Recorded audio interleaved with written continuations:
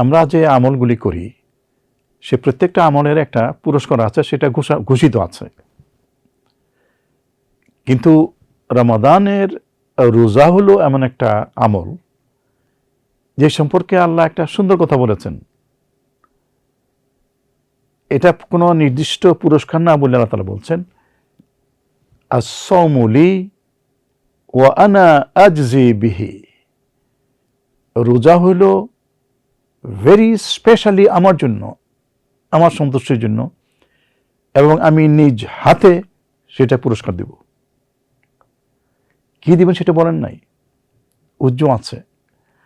আর কেউ কেউ শেষ অংশটা এইভাবে বলেন, ওয়া আনা উজজিয়া বিহি, যে রোজা হলো ভেরি স্পেশালি আমার সন্তুষ্টির জন্য